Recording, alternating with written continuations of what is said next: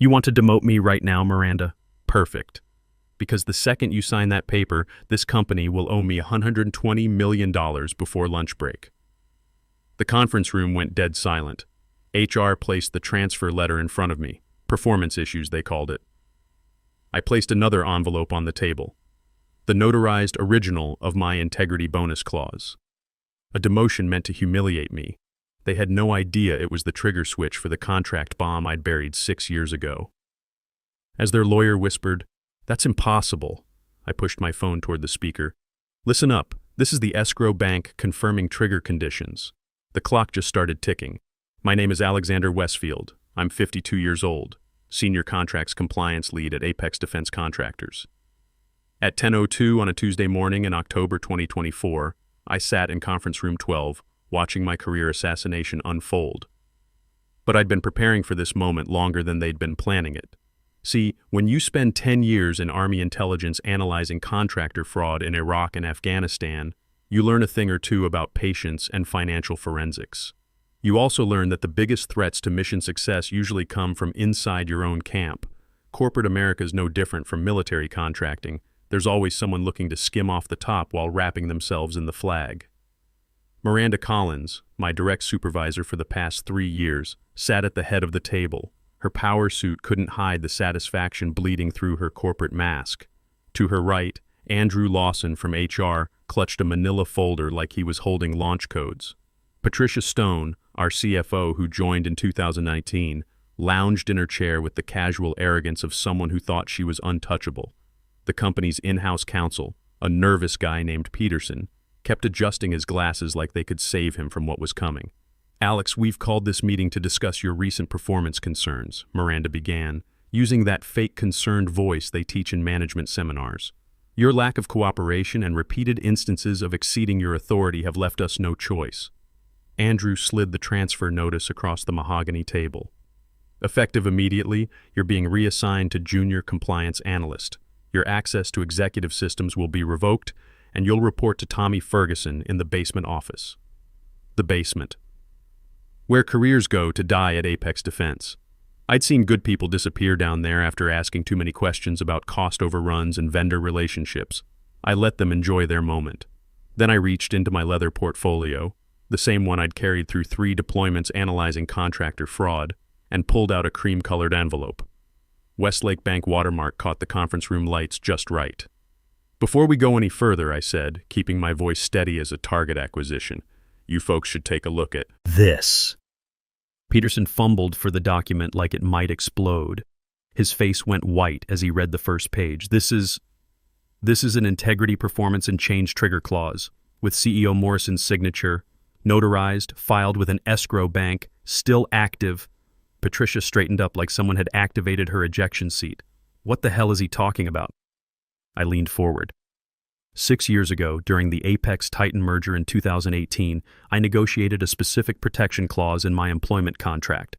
If I file an integrity warning about regulatory violations exceeding $25 million, and the company responds with demotion, isolation, or termination before addressing the core issue, it triggers an immediate payout of the remaining compliance incentive pool, currently $120 million. "That's ridiculous," Miranda sputtered. "No board would approve something like that." "Page 7, Section 4, I said, signed by Harold Morrison when he was CEO, approved by the Compensation Committee during merger chaos. The board had authorized up to $120 million over 5 years for compliance incentives. My clause allows early distribution of the remaining pool if major fraud is detected and the company retaliates against the reporter. Here's the beautiful part about irrevocable escrow arrangements. Once they're triggered, current management can't stop them." I pulled out my phone and hit speaker. Westlake Bank picked up on the second ring. "Westlake Trust Services, Fiduciary Department. This is Alexander Westfield, account verification 9847. I need immediate confirmation of trigger status on the Apex Defense Integrity Clause." "Good morning, Mr. Westfield." Keys clicked in the background. "Your formal notice was received 48 hours ago. Upon verification of qualifying adverse employment action, the $120 million disbursement will process automatically from the remaining compliance incentive pool. Do you have an event to report?" I looked straight at Miranda. "I'm being demoted right now. in direct retaliation for reporting executive fraud exceeding $50 million. Understood. Please have a company representative confirm the employment action. The room exploded. Patricia slammed her hand on the table hard enough to rattle the water glasses. Peterson started frantically typing on his laptop. Andrew's folder scattered across the floor like shrapnel, but the trap was already sprung. They'd walked into an ambush 6 years in the making, and now the exit was sealed. You want to know how I set this whole thing up? It goes back to 2018, when Apex was acquiring Titan Defense Systems. Biggest merger in our sector that year, $28 billion in combined assets, thousands of defense contracts that needed review and harmonization. As the lead contract specialist with top-secret clearance, I was drowning in classified procurement documents for 8 months straight. But here's what most people don't understand about intelligence training. It teaches you to see patterns and opportunities where others see chaos. All those late nights reviewing merger documents, I started noticing something interesting in the financial structures. The merger agreements included enhanced whistleblower protections, standard corporate theater after all the Enron and WorldCom disasters. But the compensation committee had also approved a new long-term incentive plan with a specific focus. A compliance incentive pool designed to reward employees who identified major regulatory risks before they became Pentagon contract cancellations. The pool was funded with $120 million from the merger reserves, money set aside to cover potential penalties and legal costs from integrating 2 major defense contractors. It was supposed to be distributed over 5 years to various risk officers, compliance teams, and fraud detection initiatives. That's when my intelligence training kicked in. What if one person could earn a significant portion of that pool by identifying a really big problem? And what if that same person needed protection from retaliation? I was negotiating my own promotion to senior contracts lead as part of the post-merger restructuring. HR was overwhelmed with integrating 12,000 employees, legal was buried in regulatory filings, and everyone wanted the Pentagon contracts transferred yesterday. Perfect operational environment for some creative contract language. I need enhanced protections, I told Martha Reeves, the chief legal officer. She was 60 days from retirement and signing documents like she was processing discharge papers at the end of a deployment. Standard indemnification isn't enough? She asked, barely glancing up from her Mont Blanc pen. I'll be reviewing executive contracts worth hundreds of millions in Pentagon funding. My security clearance gives me access to classified procurement data. If I flag something serious and face retaliation, standard protections won't cover my mortgage or my family's security. She waved her hand like she was dismissing a subordinate. Draft something reasonable and I'll review it. Reasonable. In intelligence work, that word means whatever serves the mission. So I crafted the integrity, performance, and change trigger clause with the precision of a targeting package. If I submitted a code-red integrity warning about financial irregularities affecting over $25 million in company funds, and the company responded with any adverse employment action within 30 days before resolving the issue, I'd receive early distribution of the remaining compliance incentive pool as a lump sum payment. But here's where I applied real tradecraft. I didn't just bury it in my employment contract where some future lawyer might find it during discovery. I structured it as a side letter to the long-term incentive plan, requiring only CEO and compensation committee approval, not full board review. Then I set up an irrevocable escrow arrangement with Westlake Bank, our M&A custody provider, with specific trigger conditions that would automatically release funds once verified. The escrow instructions were bulletproof. Upon receipt of a verified integrity warning followed by adverse employment action within 30 days, release the remaining pool balance to Alexander Westfield. No take-back provision, no cure period, no additional approvals required. Harold Morrison, the outgoing CEO, signed it without even reading the attachments. Why would he care? He was headed for a $50 million golden parachute and a board seat at Lockheed. The compensation committee rubber-stamped it along with 40 other merger-related modifications during a 90-minute meeting. Martha blessed it with legal's approval stamp, probably thinking it was just another retention bonus. Then I did the smartest thing of my military and civilian career. I waited. I filed the executed documents with Westlake, sent certified copies to my attorney at Bluff and Rowan, and locked the originals in a safety deposit box at a different bank. For 6 years, I was the model employee. Spotless reviews, commendations for cost savings on Pentagon contracts, even won the President's Award for Contract Optimization in 2021. all while carrying a $120 million insurance policy against corporate retaliation, funded by the very executives who would eventually try to destroy me. Because here's what I learned hunting financial criminals in Iraq: someone always gets greedy, and when they try to silence the guy who knows where the bodies are buried, you better have your extraction plan locked and loaded. 2 years ago, in March 2022, I stumbled onto the thread that would unravel Patricia Stone's whole operation. Started simple enough: routine quarterly review of high-value vendor contracts. Phantom Ridge Services caught my attention. 1.1 million monthly for specialized thermal management systems at our Clearwater facility. Now, I've reviewed thousands of defense contractor invoices over the years. When you've spent a decade analyzing financial irregularities in Iraq contractor payments, you develop a nose for things that don't smell right. This one stank like a burn pit. I pulled the vendor file from our secure database.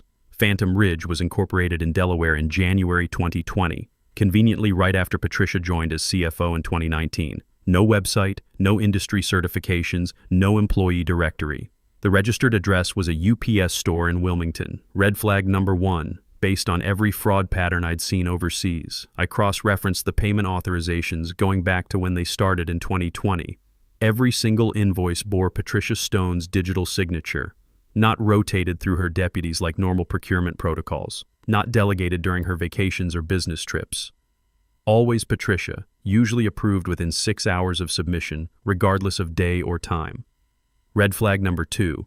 In military contracting, that kind of personal control over payments screams kickback scheme. Then, I hit the Delaware Secretary of State database, a skill I'd learned tracking shell companies used to launder contractor funds in Afghanistan.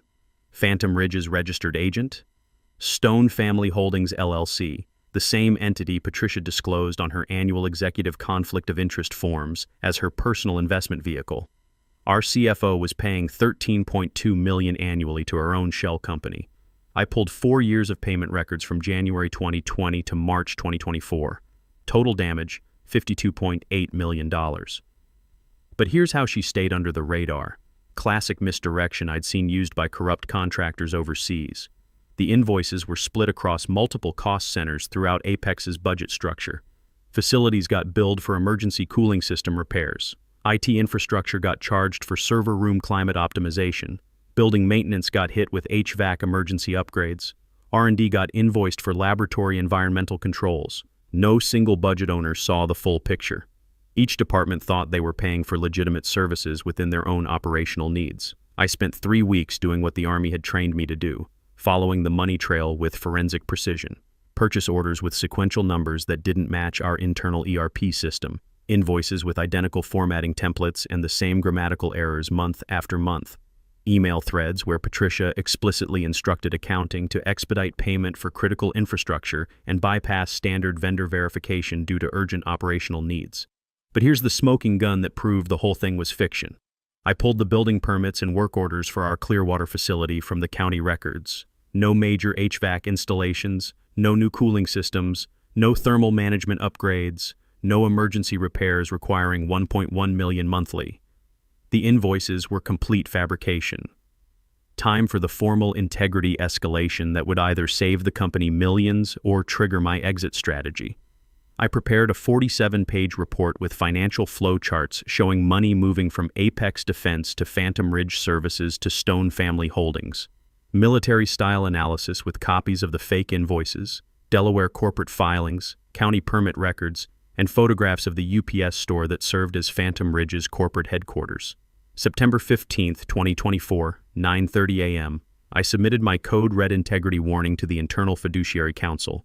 Full Pentagon-style briefing format with executive summary, detailed findings, financial impact assessment, and recommended actions. Copied the audit committee chair, sent notifications to legal and HR, and forwarded everything to my personal attorney for litigation hold. The warning documented $52.8 million in fraudulent payments over 4 years and 8 months. Miranda's response was swift and surgical, like a special operations strike designed to neutralize a threat. By noon, my access to the procurement database was temporarily suspended for routine system maintenance. By 3 p.m., I was excluded from the weekly executive briefing due to scheduling conflicts with new strategic priorities. By close of business, Half my team was reassigned to support critical Pentagon proposal initiatives under different managers. Tuesday brought more precision targeting. My corporate parking spot was reallocated due to facilities optimization requirements. My company credit card got flagged for unusual activity patterns requiring security review despite zero charges in the past month. IT reported technical difficulties with my email system, but only for messages going to the audit committee, SEC compliance, or external legal counsel. Wednesday morning, Miranda summoned me to her corner office. Floor-to-ceiling windows, power positioning, the kind of intimidation setup designed to break down subordinates. I'd seen the same psychology used in interrogation facilities overseas. "You're walking into dangerous territory, Alex," she said, not bothering with corporate pleasantries. "I'm following established compliance protocols for financial irregularities exceeding materiality thresholds. You're exceeding your operational authority. Vendor management and CFO oversight aren't in your lane. $52.8 million in fraudulent payments to a shell company is exactly my lane. It's literally why the Pentagon requires this position in defense contractors." Her smile had all the warmth of a targeting laser. You know what happens to employees who don't understand the operational chain of command? They fulfill their fiduciary duty to shareholders and taxpayers. They find themselves reassigned to positions more suited to their collaborative capabilities. Or they find themselves looking for new opportunities in the private sector. I kept detailed operational records of every retaliatory action, just like documenting enemy contact in a combat zone. Screenshots of revoked system access with timestamps. Email metadata showing excluded meetings and blocked communications. Voice recordings of veiled threats using the recording app on my personal phone. My attorney at Bluff and Rowan got encrypted copies of everything in real time.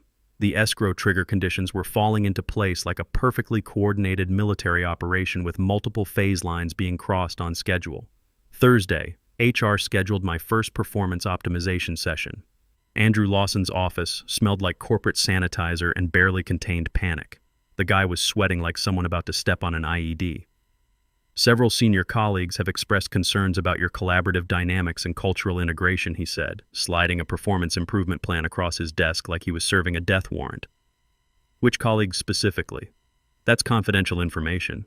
But there's a consistent pattern of behavior suggesting you might benefit from our employee realignment and optimization program." Employee realignment and optimization program, corporate speak for we're building your termination file with documentation that will stand up in court.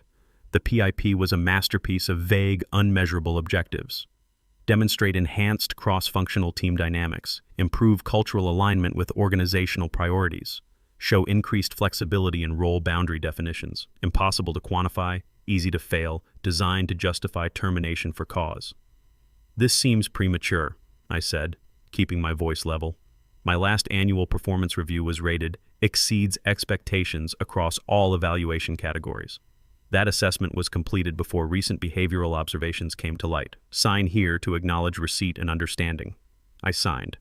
Then I photographed every page with my personal phone while he pretended to review his calendar. Evidence preservation, another skill the Army had taught me well. The next 2 weeks were textbook psychological operations designed to break down my resistance and force resignation. Meeting invitations sent 20 minutes before start time for conference rooms on the opposite side of the campus. Critical emails arriving at 5:15 p.m. on Friday afternoons requiring detailed responses by Monday morning. Projects reassigned without notification, then getting questioned about missed deadlines for work I no longer owned or had access to. But Andrew made one crucial tactical error. He documented every manufactured incident in his little manila folder of fabricated evidence. Late arrival to a meeting scheduled during my pre-approved lunch period. Failure to respond to emails sent to my disabled corporate account. Missing a mandatory training session that existed only in his imagination. He was systematically building my termination case with the thoroughness of a logistics officer. What he didn't realize was that he was simultaneously building my legal case with the same level of detail. I played the role of confused but earnest employee perfectly, sending polite requests for clarification that never came, asking for guidance that was never provided, requesting access to systems that remained mysteriously unavailable. Every exchange got copied to my personal email account, creating an evidence trail that would make a JAG prosecutor's career. Meanwhile, Miranda tightened the operational screws with increasing pressure. My signature authority dropped from $5 million to $50,000. Temporary realignment of fiscal responsibilities pending organizational restructuring. My remaining team members got explicit instructions to route all decisions through her office. Enhanced oversight protocols during the current transition period. The final operational insult came with the updated organization chart posted in October 2024. My position still existed on paper, but now reported to Tommy Ferguson, 28 years old, 18 months out of business school, hired as a junior associate manager with zero defense, contracting experience. Report to someone young enough to be my son, and green enough to think Pentagon contracts were just bigger versions of civilian purchase orders, or resign in humiliation. That's when I filed the formal notice of integrity escalation with Westlake Bank, triggering the final phase of an operation 6 years in the planning. The formal notice went out via certified mail to the board secretary, Westlake Bank, and my attorney on October 10, 2024. Not the informal warning I'd filed in September. This was the legal trigger outlined in my contract clause, the tripwire that would detonate my financial insurance policy. The clock officially started ticking on a 30-day countdown.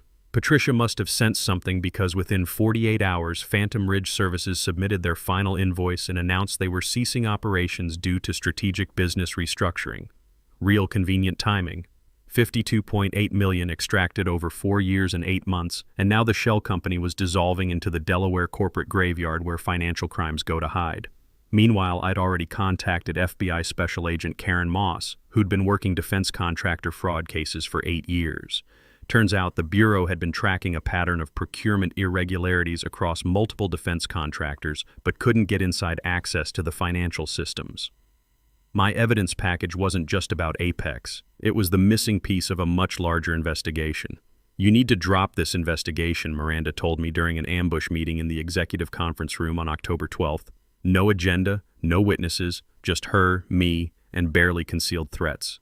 The Phantom Ridge matter is resolved. Vendors gone. No harm, no foul. $52.8 million in fraudulent payments isn't no harm, I said. That's taxpayer money meant for national defense. Alleged payments to an approved vendor following established procurement procedures. Your friend Patricia's procedures designed to bypass Pentagon oversight. Her expression could have frozen liquid nitrogen. Patricia is conducting an internal review with outside auditors. Your escalation is premature and disruptive. Withdraw the complaint and we can discuss your future here. My future? I thought I had one. Senior contracts lead with top secret clearance, remember? She leaned back, studying me like a sniper selecting target priority. Roles evolve, Alex. Companies need team players who understand operational priorities, not crusaders who think they're saving the world. But we're reasonable people. Andrew's preparing a generous transition package. 12-month severance, full benefits, glowing recommendations. All you have to do is withdraw your complaint and sign a standard separation agreement. Standard, meaning an NDA with teeth that would bury everything forever and guarantee Patricia's scheme stayed hidden. I'll need to review any proposal with my attorney, I said. Of course. You'll have it Monday. Morning. Take the weekend to consider what's best for everyone involved. What she didn't know was that I'd already considered every angle and war-gamed every possible response. And in 72 hours, her Monday morning would arrive with a $120 million bill attached. Monday's generous offer landed on my desk with all the warmth of an execution order. 12 months base salary, no bonus, no vested pension options. The NDA ran 18 pages of aggressive silence clauses designed to prevent any disclosure about Phantom Ridge, Patricia Stone, or proprietary business processes. Sign by Friday at 5 p.m. or face immediate termination for cause. I smiled, nodded, played the defeated soldier considering surrender. I understand this is a difficult transition, Andrew said, patting my shoulder, like he was consoling a casualty. But sometimes a strategic withdrawal benefits everyone's long-term objectives. I let my shoulders slump in apparent resignation. Can I have a few days to review with counsel and discuss with my family? Absolutely. But Alex, his voice sharpened like a blade being drawn. This offer expires Friday at 5 p.m. After that, we proceed with performance-based termination proceedings. Tuesday morning brought unexpected intelligence assets, the kind of allies who emerge when corrupt leadership pushes good people too far. Janet Morse from payroll cornered me in the parking garage at 7:45 a.m. using classic dead-drop tradecraft. "Don't react," she whispered, handing me a coffee with a flash drive taped under the lid. "Check the encrypted files." Janet had discovered something that made Phantom Ridge look like petty theft. Executive retention bonuses totaling $89 million over 3 years, flowing to 7 senior executives through unnamed consulting agreements. All payments routing through the same Delaware banking network as Phantom Ridge Services. Patricia wasn't just stealing, she was running a systematic kickback operation that turned Apex into her personal ATM. The total fraud now stood at $142 million, $52.8 million through Phantom Ridge, plus $89 million in executive kickbacks. Thursday at 1:30 a.m., I met Billy Martinez behind the loading dock for what the intelligence community calls a brush pass. Night security supervisor, 6 months from retirement, fed up with executives treating him like invisible infrastructure. "Saw something interesting Tuesday night," he said, lighting a cigarette with hands that had clearly seen military service. 0300 hours, Stone herself loading banker boxes into an unmarked van. Lot of boxes for a CFO to handle personally. How many boxes? 29. I counted because I had to temporarily disable the dock camera for routine maintenance. He was sweating like someone who'd just witnessed evidence destruction. She was wearing latex gloves and kept checking her watch every 30 seconds. I slipped him $500 cash. "You never saw me." "Saw who?"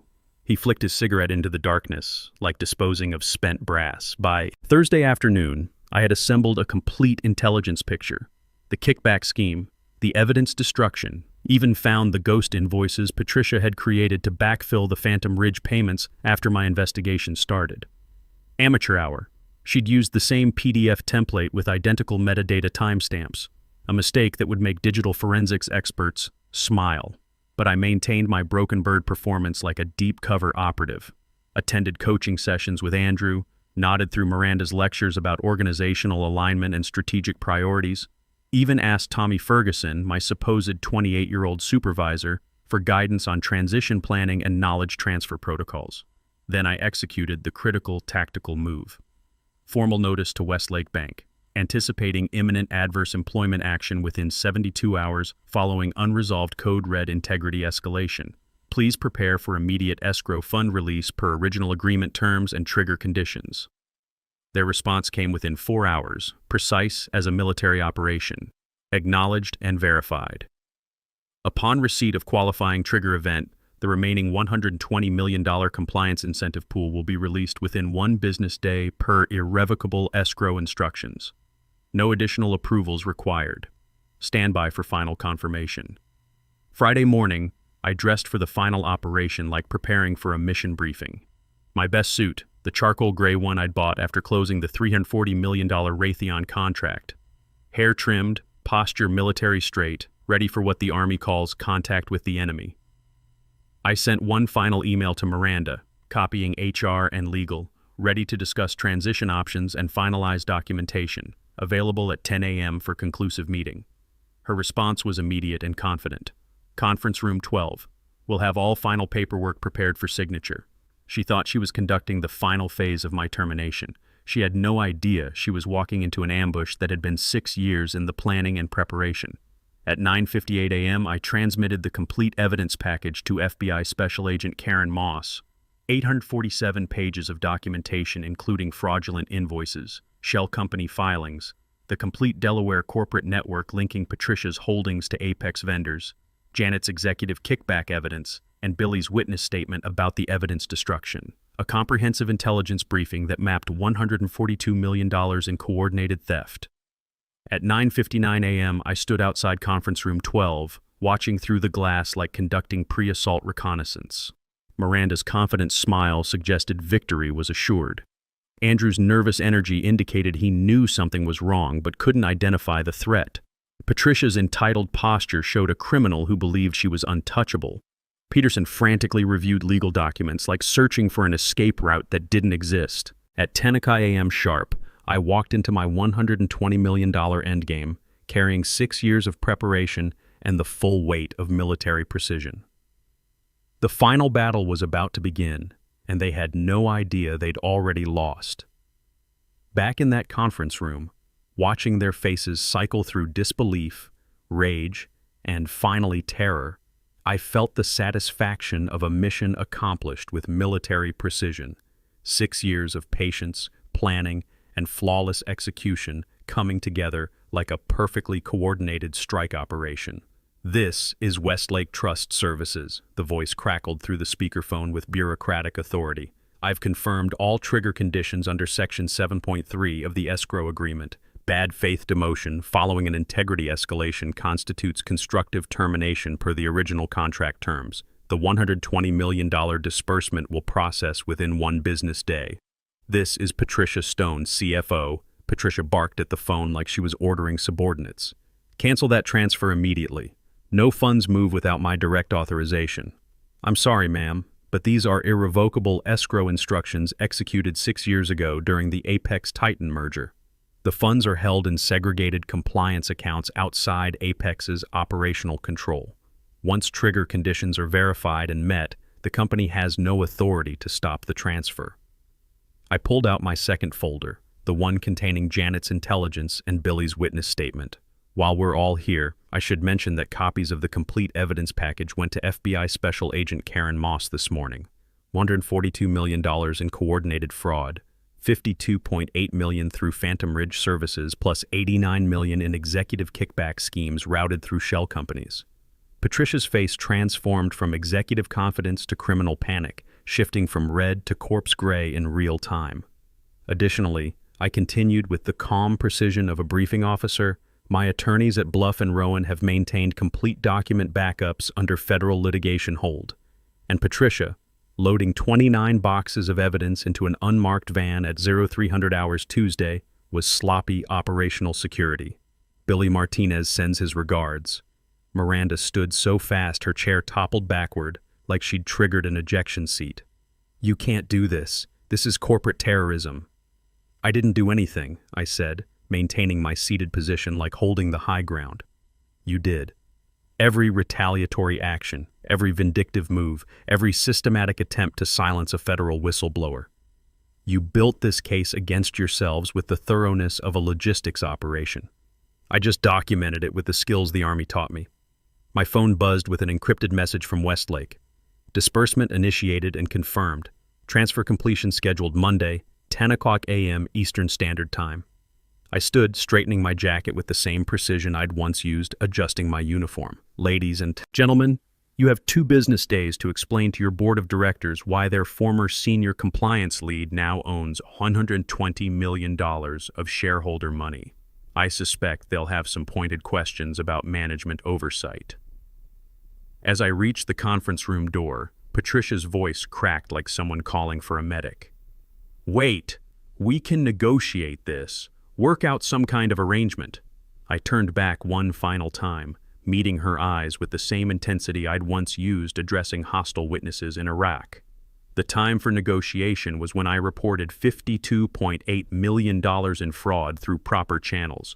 You chose retaliation instead. Enjoy explaining that tactical decision to the FBI. Monday morning arrived with the kind of poetic justice that made my 10 years analyzing contractor fraud in combat zones feel like preparation for this moment. At 10:02 a.m. sharp, my laptop chimed with the sound of total victory. Westlake Bank, wire transfer completed. $120,000 credited to account ending in 4471. Reference: Compliance Incentive Pool, Integrity Performance Clause Settlement. $120 million, 9 digits that transformed 6 years of strategic planning into permanent financial independence and vindication of every principle the military had taught me about duty, honor, and protecting taxpayer resources. I poured coffee, premium Colombian instead of the institutional swill I'd been drinking at Apex, and called my attorney, Jason at Bluff and Rowan. "Confirmation received," I said with the brevity of a successful mission report. "Congratulations, Alex. Though, frankly, we're the ones who should be grateful. FBI served additional warrants this morning based on your evidence package. Your documentation led them to 6 more executives involved in the kickback network across 3 different defense contractors. Just doing the job I was trained for, the job they tried to punish me for doing. Speaking of consequences, Patricia Stone's federal arraignment is Thursday. Wire fraud, tax evasion, conspiracy to defraud the United States government. She's looking at 25 years minimum. Miranda and Andrew were terminated for cause this morning. Apparently, Andrew actually vomited when legal showed him your complete evidence file. I smiled, imagining Andrew's reaction when he realized every vindictive email, every retaliatory action, every manufactured performance issue had been documented with military precision and time-stamped with forensic accuracy. What about Apex itself? The company paid $285 million in fines and disgorgement to the SEC and Defense Department, exactly twice the fraud amount as required by federal sentencing guidelines. Stock dropped 38% since the news broke. Board terminated half the executive team and hired a former Pentagon Inspector General as interim CEO. They're calling it complete cultural transformation and return to ethical defense contracting principles. The corporate counterattack had been swift, but ultimately futile. Within hours of my victory, Apex's emergency legal team filed motions in Delaware Chancery Court trying to freeze the wire transfer and void the escrow agreement. Too late. Irrevocable instructions don't recognize buyer's remorse. Their high-priced attorneys at Morrison & Associates claimed the integrity clause was unconscionable, violated public policy, and constituted unjust enrichment. Judge Rebecca Martinez took exactly 15 minutes to deny their emergency injunction request. Her written opinion was more devastating than artillery fire. Plaintiff Corporation seeks to avoid the consequences of a contract they freely negotiated and executed, triggered solely by their own retaliatory conduct against an employee reporting potential federal crimes. This court will not assist in such transparent bad faith, particularly when the conduct involves fraud against United States defense contracts. But the real satisfaction came from watching the federal investigation expand like a successful intelligence operation. My evidence package to Agent Moss wasn't just the end of Patricia's scheme. It was the beginning of a bureau-wide investigation into defense contractor procurement fraud. Within 48 hours, FBI forensic accountants were conducting coordinated raids on 4 defense contractors, executing search warrants with the precision of military operations.